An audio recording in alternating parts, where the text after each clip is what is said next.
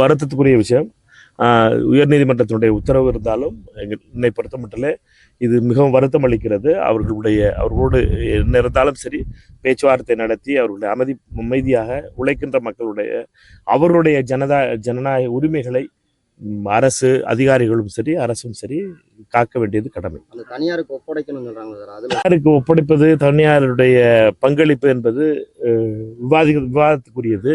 ஆனால் என்னன்னு கேட்டீங்கன்னா இருக்கின்ற தொழிலாளர்களை கௌரவமாக நடப்பதும் அவர்களுக்குரிய பாதுகாப்பு கொடுப்பது என்பதும் இவ்வளவு காலம் மாநகராட்சியிலும் நகராட்சியிலும் உழைத்த அதாவது குரலில்லாத தூய்மை தொழிலாளர்களுக்கு இப்படி நடத்துவது என்பது வருத்தமளிக்கும். கட்சி மாநாடு அவருடைய கட்சி மாநாடு பாஜக நடத்தினாலும் சரி அவர் நடந்தாலும் சரி எந்த கட்சி நடத்தினாலும் சரி எடப்பாடியார் வந்துட்டு போனாலும் சரி அவர்களுடைய கட்சிகளுக்காக பண்றாங்க. அவர்கள் எல்லாரும் அவர்களுக்கு எல்லாருக்கும் ஜனநாயக உரிமை இருக்கு. எங்களுடைய சண்டைங்கிறது பெரிய சண்டையா இருக்கு. நாங்க போட்டுக்கிட்டு இருக்க சண்டைங்கிறது இந்தியாவினுடைய 12% வாக்காளர்களை இல்லாமக்கிட்டாங்க. 13% வாக்காளர்கள் அவங்க வாக்காளர்களுக்கு திருப்பி ட்ரிபிள் ஓட்டர் கொடுத்துருக்காங்க. இந்த ரெண்டும் சேர்த்து 25% வாக்காளர்கள் இல்லாமல் ஒரு தேர்தல் சந்திக்க வேண்டிய சூழ்நிலையில காங்கிரஸ் கட்சியும் இந்தியா கூட்டணியும் இருக்கிறது. அதை அடுத்து எங்களுடைய பெரிய சண்டை நடந்துகிட்டு இருக்கு இந்தியா முழுவதும். அந்த சண்டையில் எங்களுடைய கவனம் இருக்கட்டும்.